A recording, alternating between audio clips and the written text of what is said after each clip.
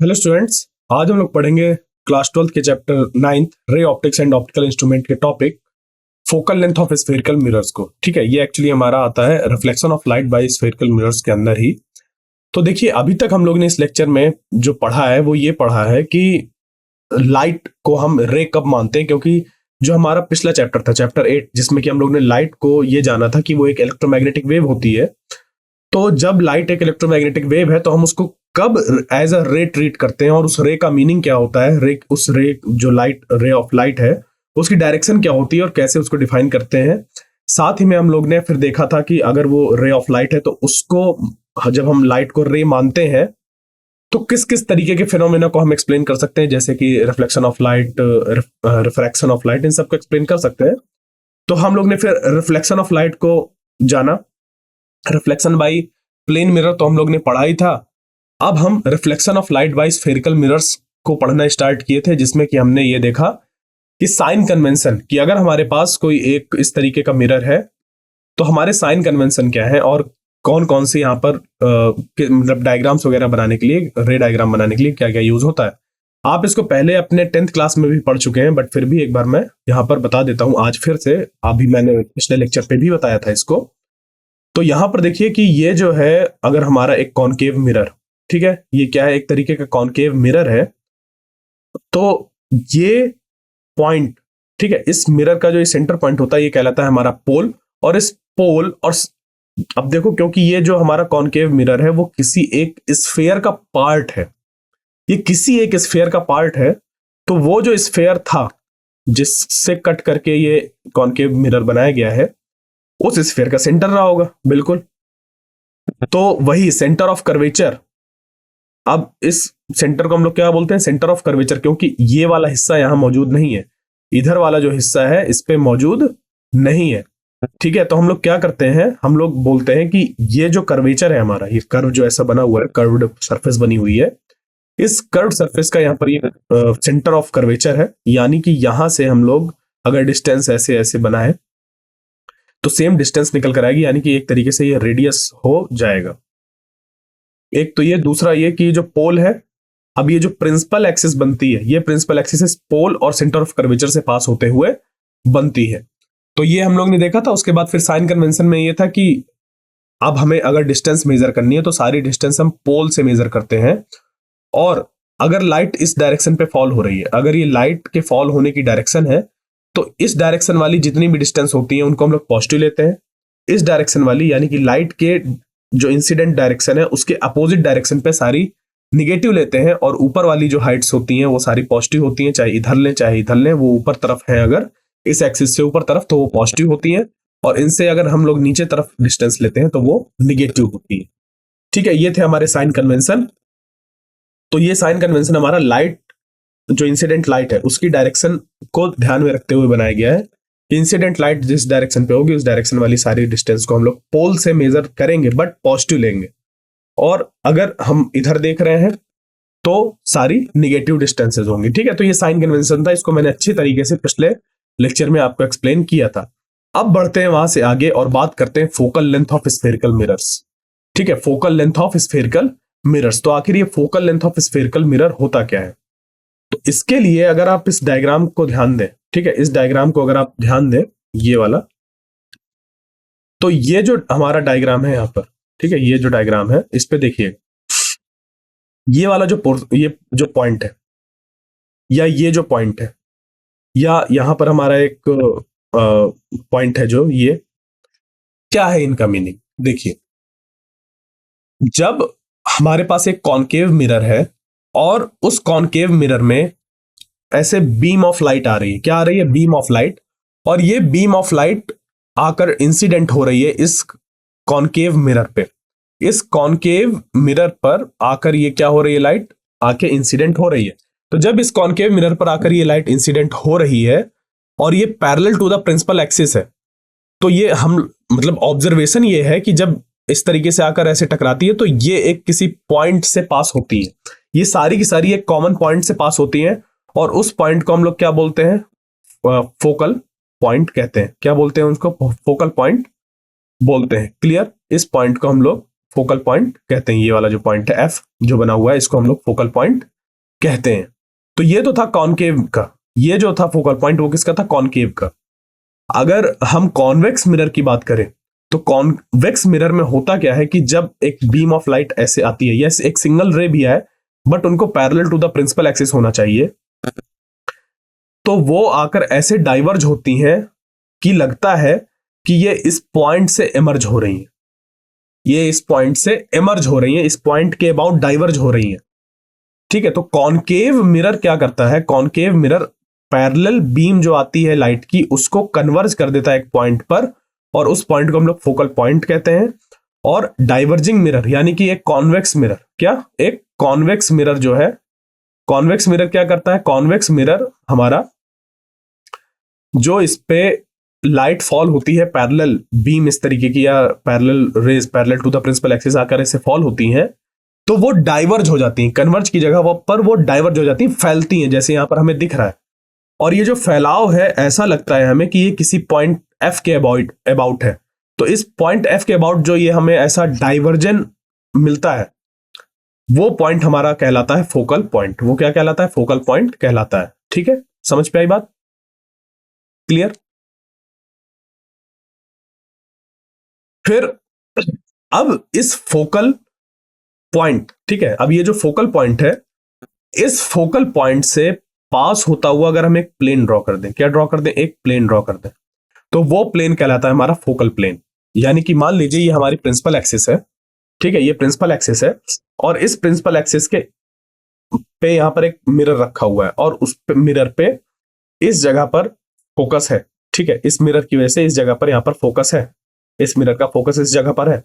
तो इस फोकस से पास होने वाला अगर हम एक प्लेन ड्रॉ कर दें, क्या ड्रॉ कर दें? मान लीजिए एक प्लेन मैंने ड्रॉ कर दिया ऐसा, तो ये जो प्लेन कहलाएगा जो कि उस फोकस से पास हो रहा है वो क्या कहलाएगा? एक फोकल प्लेन कहलाएगा। क्या कहलाएगा? एक फोकल प्लेन कहलाएगा। समझ गए ये चीज? तो यहां पर क्या होता है, फोकल प्लेन को भी हमें डिफाइन करने की क्यों जरूरत पड़ी? देखिए ध्यान दीजिए, कभी कभी क्या होता है जो पैरेलल बीम आ रही होती है वो parallel to the principal axis नहीं आती, वो कुछ एंगल बनाते हुए आती है। पैरेलल बीम तो है बट वो कुछ एंगल बनाते हुए आती हैं। तो जब वो एंगल बनाते हुए कुछ आती हैं तो जो दोनों रेज होती हैं वो रिफ्लेक्शन के बाद मीट करती हैं, और वो उस पॉइंट पे मीट करती हैं जो कि उस फोकल प्लेन में मौजूद होता है। यानी कि एक जो हमारी जनरल डेफिनेशन बनी वो ये बनी कि कभी भी पैरेलल रेज आएंगी तो फोकल प्लेन में एक पॉइंट पर मीट करेंगी। ठीक है, अब जब वो parallel to the principal axis आ रही थी तो फोकस जो था हमारा फोकल पॉइंट और जो बाकी चीज थी वो सब एक ही जगह पर कंसाइड कर रही थी। तो इस पॉइंट को हम लोग क्या बोलते हैं? इस पॉइंट को बोलते हैं प्रिंसिपल फोकस। क्या बोलते हैं? Principal focus. क्योंकि हमने अभी देखा है कि फोकल प्लेन में भी यहां पर ऐसा कहीं पर ये मिल सकती है इस जगह पर। तो इसीलिए हम लोग क्या करेंगे, हम लोग यहां पर बोलेंगे जो प्रिंसिपल एक्सिस पे पॉइंट होता है, जहां पर ये parallel to the principal axis जब आती हैं रेज, वहां पर मीट करती हैं या वहां से डाइवर्ज होती हैं, उस पॉइंट को हम लोग प्रिंसिपल फोकस कहते हैं। क्या बोलते हैं? प्रिंसिपल फोकस, यानी कि मेन फोकस। ठीक है, मेन फोकस हम उसको बोलते हैं। क्लियर? आगे बात समझ पे? तो ये दो चीजें थी। तो हमारे पास क्या है, एक कॉनकेव मिरर है और एक कॉन्वेक्स मिरर है। तो रिफ्लेक्टेड रेज जो होती हैं वो कन्वर्ज होती हैं एक पॉइंट एफ पर, जिसको कि हम एक प्रिंसिपल एक्सिस वाले पॉइंट पर एफ पर, जिसको कि हम लोग प्रिंसिपल फोकस कहते हैं।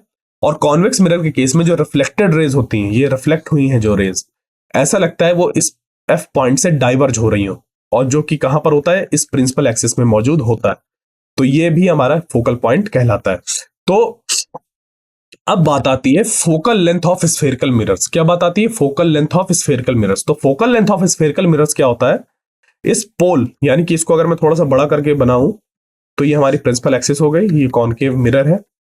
इस कॉनकेव मिरर पे मान लीजिए कि ये जो पॉइंट है वो सी है, सेंटर ऑफ कर्वेचर, और ये जो पॉइंट है वो है एफ।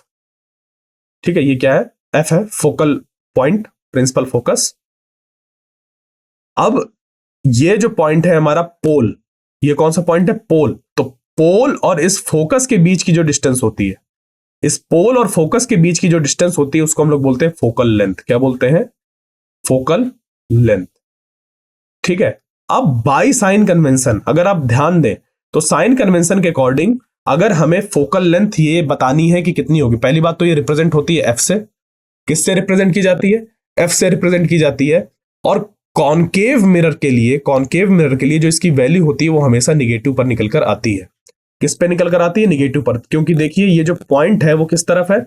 इस पोल के लेफ्ट हैंड साइड पर है, यानी कि इंसिडेंट लाइट जो है वो इस तरफ है। तो इंसिडेंट लाइट के अपोजिट डायरेक्शन पर हम लोग पोल से डिस्टेंस को मेजर कर रहे हैं। इस वजह से बाई साइन कन्वेंशन हमारा जो फोकल लेंथ होती है कॉनकेव के लिए वो निगेटिव निकल कर आती है। अगर हम इसी को देखें कॉन्वेक्स मिरर के केस में, तो कॉन्वेक्स मिरर के केस में क्या होगा कि ये अगर हमारा एक प्रिंसिपल एक्सिस है और ये पोल है, पैरेलल रेज आ रही हैं इस डायरेक्शन पर तो ऐसे जाएंगी, ऐसे आ रही हैं तो ऐसे जाएंगी। तो ऐसा लगता है कि ये जो है वो इस पॉइंट पर मीट कर रही है और इस पॉइंट को हम लोग फोकस बोलते हैं। और यहां से यहां तक की जो लेंथ होती है उसको फोकल लेंथ कहते हैं। ये भी एफ से डिनोट होता है।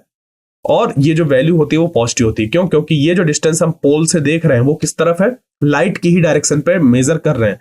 तो बाई साइन कन्वेंशन हम लोग ये वाले डिस्टेंस को पॉजिटिव लेते हैं। क्लियर? तो कॉन्वेक्स मिरर की जो फोकल लेंथ होती है वो पॉजिटिव होती है और कॉनकेव मिरर की जो फोकल लेंथ होती है वो निगेटिव होती है। रिप्रेजेंट हम दोनों को एफ से ही करते हैं। क्लियर यहां तक बात? तो चलते हैं आगे और यहां पर देखते हैं कि हमने अभी क्या क्या चीजें देखी। हमने बात करी प्रिंसिपल फोकस की, फोकल प्लेन की और फोकल लेंथ की। इन तीन चीजों की अभी हमने बात करी। तो प्रिंसिपल फोकस क्या होता है? प्रिंसिपल एक्सिस पे वो पॉइंट जहां पर कि एक पैरेलल रेज जब आती है parallel to the principal axis वो आकर कन्वर्ज होती हैं, या ऐसा लगता है जिस पॉइंट से डाइवर्ज हो रही हैं। ठीक है, ऐसा लगता है जिस पॉइंट के अबाउट डाइवर्ज हो रही हैं वो पॉइंट हमारा प्रिंसिपल फोकस होता है। फोकल प्लेन होता है कि ऐसा प्लेन जो कि इस प्रिंसिपल एक्सिस के परपेंडिकुलर डायरेक्शन पे बना हो और इस फोकस से पास हो रहा हो, वो हमारा एक प्लेन क्या कहलाता है? फोकल प्लेन कहलाता है। जैसे कि मैंने अभी बनाकर दिखाया था कि अगर ये प्रिंसिपल एक्सिस है तो इस प्रिंसिपल एक्सिस के परपेंडिकुलर डायरेक्शन पे फोकस से पास होता हुआ जो प्लेन होगा ये कहलाएगा हमारा फोकल प्लेन। ठीक है, फिर आता है फोकल लेंथ। फोकल लेंथ इस फोकस एफ और पी के बीच की डिस्टेंस होती है, यही हमारा क्या कहलाता है? फोकल लेंथ कहलाता है। तो फोकस को हम लोग एफ से रिप्रेजेंट करते हैं और जो इस हमारी ये डिस्टेंस होती है फोकल लेंथ उसको स्मॉल एफ से डिनोट करते हैं। ठीक है, कैपिटल एफ से फोकल पॉइंट, कैपिटल एफ से focal principal focus, capital F से प्रिंसिपल फोकस या फोकल पॉइंट कह लीजिए। और जो फोकल प्लेन होता है वो हमारा वो वाला प्लेन होता है फोकल लेंथ, एफ से डिनोट होता है। पोल और एफ के बीच की डिस्टेंस होती है। कॉनकेव के लिए माइनस और कॉन्वेक्स के लिए पॉजिटिव। ये चीजें आपको याद रखनी है। तो अब चलते हैं आगे और देखते हैं कि मान लीजिए हमारे पास एक कॉनकेव मिरर है या एक कॉन्वेक्स मिरर है। तो कॉनकेव मिरर जो यहां पर फॉर्म हो रहा है, जैसे ये कॉनकेव मिरर फॉर्म हुआ, तो इस कॉनकेव मिरर में का देखो एक सेंटर ऑफ कर्वेचर होगा। इस कॉनकेव मिरर का एक सेंटर ऑफ कर्वेचर होगा। सिमिलरली इस कॉन्वेक्स मिरर का भी एक सेंटर ऑफ कर्वेचर होगा जो कि होगा इस तरफ। ठीक है, तो हमें क्या बताना है? ये जो सेंटर ऑफ कर्वेचर है और ये जो हमारा ये है पॉइंट एफ, अगर इनमें हम यहां से यहां तक की डिस्टेंस देखें, अगर यहां से यहां तक की डिस्टेंस देखें तो इसको हम लोग बोलते हैं एफ। क्या बोलते हैं? F, focal length. ठीक है, फोकस और पोल के बीच की डिस्टेंस को हम लोग क्या बोलते हैं? एफ बोलते हैं। और सेंटर ऑफ कर्वेचर और पोल के बीच की डिस्टेंस को हम लोग कहते हैं आर। रेडियस ऑफ कर्वेचर क्या बोलते हैं? Radius of curvature R. तो हमें क्या बताना है? ये डेरिवेशन करना है कि जो फोकल लेंथ होती है वो r/2 होती है, जो फोकल लेंथ होती है वो r/2 होती है। ये चीज हमें निकालना है। तो इसके लिए हम क्या करेंगे आइए देखते हैं। तो सबसे पहले हम एक रे कंसीडर करेंगे, ray parallel to the principal axis. तो एक रे हमने कंसीडर करी parallel to the principal axis, तो वो आकर इंसिडेंट हुई इस पॉइंट पर इंसिडेंट हुई। ठीक है, तो इसको अगर मैं एक एक करके डायग्राम बनाऊं तो ये कुछ ऐसा बनेगा कि सबसे पहले हम एक कॉनकेव मिरर बनाएंगे।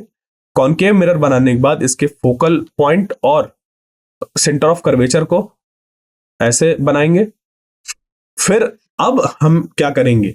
हम यहां पर एक पैरेलल रे बनाएंगे parallel to the principal axis, और ये टकराने के बाद एफ से पास होगी। ये टकराने के बाद एफ से पास होगी।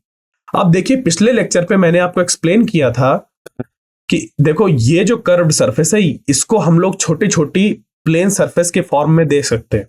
तो जब इस पॉइंट पर हम लोग कंसीडर करते हैं एक प्लेन, तो यहां पर भी हमें नॉर्मल ड्रॉ करना होगा, और ये जो नॉर्मल होता है, नॉर्मल ये सी से होता हुआ जाता है। क्यों? क्योंकि जब स्फेयर होता है, स्फेयर में जब हम एक रेडियस को लेते हैं तो रेडियस हमेशा इस पॉइंट के परपेंडिकुलर होता है, यानी कि यहां पर अगर हम एक प्लेन कंसीडर करते हैं तो ये परपेंडिकुलर होता है। बिल्कुल वैसा ही जैसे कि एक सर्कल के केस में जब रेडियस ऐसा बनाते हैं तो टेंजेंट और रेडियस के बीच का एंगल 90 डिग्री होता है। तो यहां पर जब 3D ऑब्जेक्ट आ जाता है जैसे स्फेयर, तो इस टेंजेंट की जगह पर प्लेन होता है। ठीक है, एक प्लेन होता है जो इस जगह से पास होता है। ओके, तो सेम चीज यहां पर हमने देखा, और ये देखा कि इस पॉइंट पर हमने एक नॉर्मल ड्रॉ कर दी जो कि सेंटर ऑफ कर्वेचर से पास होगी। बिल्कुल, हमने एक नॉर्मल ड्रॉ कर दी। तो by laws of reflection, by laws of reflection हम लोग जानते हैं कि जो इंसिडेंट एंगल है, जो इंसिडेंट एंगल है वो बराबर होता है रिफ्लेक्टेड एंगल के। किसके बराबर होता है? रिफ्लेक्टेड एंगल के। यानी कि अगर इसको मैं थीटा से रिप्रेजेंट करूं तो दोनों थीटा के बराबर हो जाएंगे। ठीक है, ये बात समझ पे आ गई यहां पर।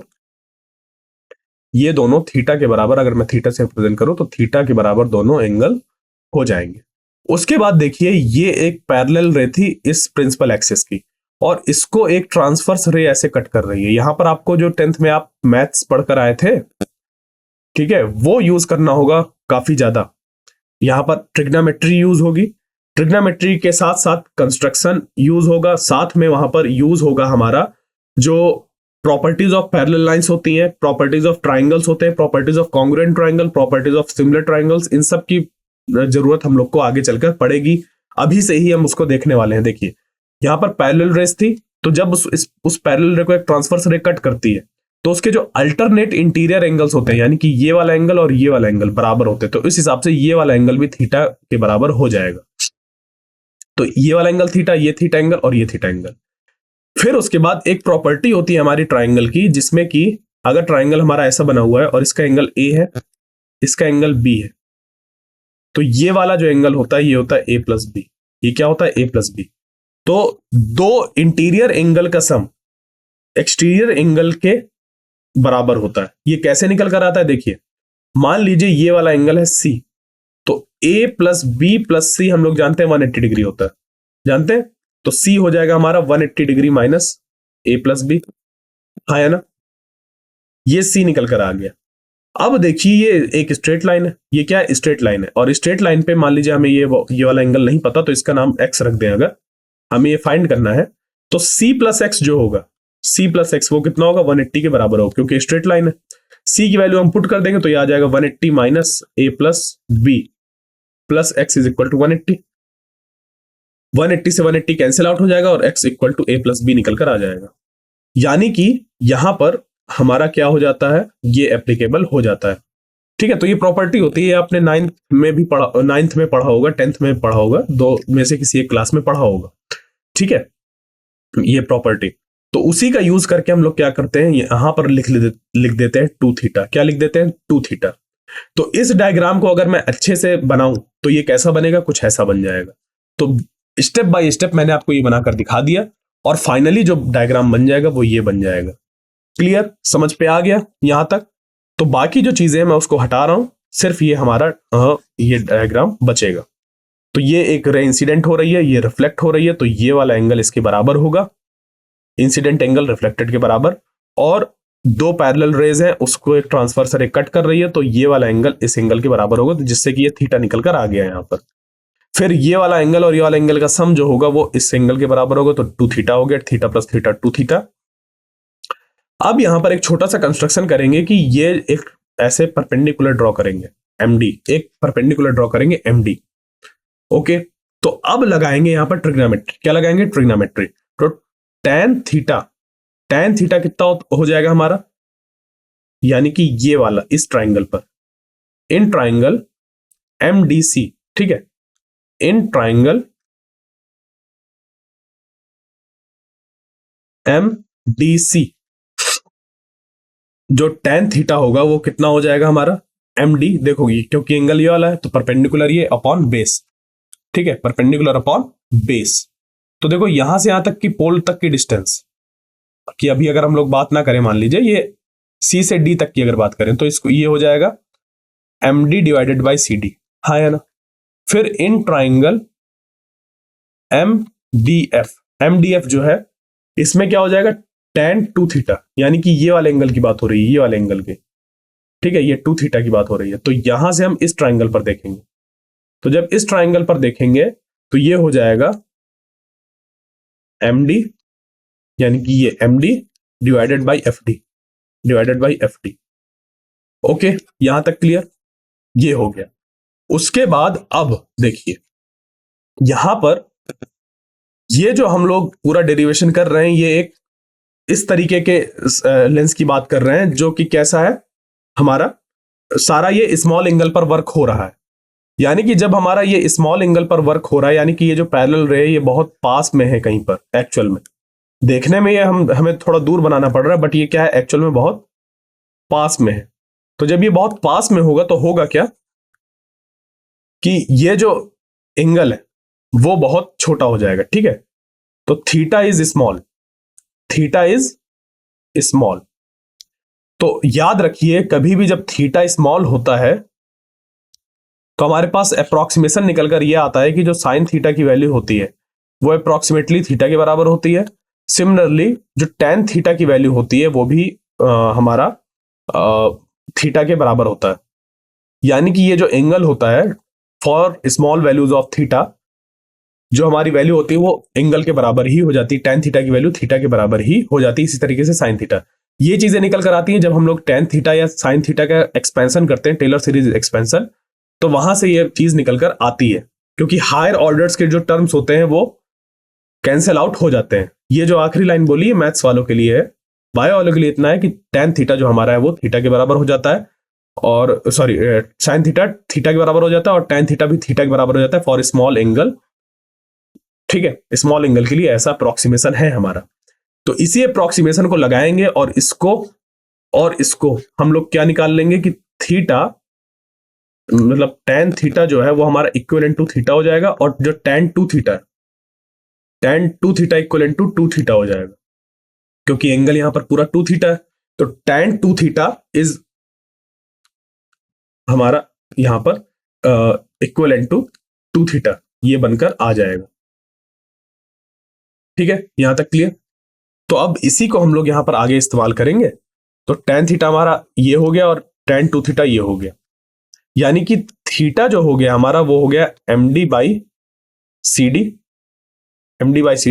और 2 थीटा हो गया M D by F D. ये दो हमारे पास निकल कर आ गए। तो यहां से थीटा की वैल्यू को अगर यहां पर हम पुट कर दे तो क्या बन जाएगा, 2 into M D divided by C D is equal to M D divided by F D. ये कर सकते हैं। अब एम डी से एम डी कैंसिल हो जाएगा, बचेगा 2 by C D is equal to 1 divided by F D. अब यहां पर एक और अप्रोक्सीमेशन लगेगा, और अप्रोक्सीमेशन ये है कि अगर ये जो हमारा कर्वेचर है वो बहुत बड़ा हो, ये जो रेडियस ऑफ कर्वेचर है वो बहुत बड़ा हो, तो ये जो डी पॉइंट है और पी पॉइंट है ये आपस में क्या करेंगे, कोइंसाइड करेंगे, ठीक है। फॉर स्मॉल थीटा, जब हम थीटा के लिए ले रहे हैं ये, तो ये जो डी पॉइंट और पी पॉइंट है वो क्या करते हैं, कोइंसाइड करते हैं। तो यही फॉर स्मॉल एंगल अप्रोक्सीमेशन पे ही ये सारा कैलकुलेशन हो रहा है। तो स्मॉल एंगल के लिए, स्मॉल एंगल थीटा के लिए जो डी होगा वो बहुत क्लोज होगा पी के, यानी कि अगर हम लोग माने तो डी को पी से रिप्लेस कर सकते हैं। तो क्या बन जाएगा, 2 divided by C P is equal to 1 by F P. अब देखिए सीपी क्या है, सीपी है हमारा सेंटर ऑफ कर्वेचर और पोल के बीच की डिस्टेंस, जिसको कि हम रेडियस ऑफ कर्वेचर बोलते हैं। और एफपी क्या है, एफपी है हमारा फोकल लेंथ। एफपी क्या है, फोकल लेंथ। तो सीपी की जगह पर हम लोग रख देंगे आर, और एफपी की जगह पर रख देंगे एफ, जिससे कि हमारा ये रिलेशन निकल कर आ जाएगा क्रॉस मल्टीप्लाई करने से, F is equal to R by 2। और यही है हमारा रिलेशन किसके किसके बीच में, focal length of a mirror to the radius of curvature of the mirror. तो फोकल लेंथ जो होता है हमारा वो रेडियस ऑफ कर्वेचर का आधा होता है, ठीक है। और ये किसके लिए, फॉर स्मॉल एंगल थीटा। इस अप्रोक्सीमेशन के साथ ही हमारा निकलकर आता है, ठीक है। तो ये आपको याद रखना है कि जो मतलब डेरिवेशन भी आपको पता होना चाहिए, बट फाइनली आपको पहुंचना कहां पर है, यहां पर कि फोकल लेंथ जो होती है हमारी वो रेडियस ऑफ कर्वेचर की आधी होती है, ठीक है।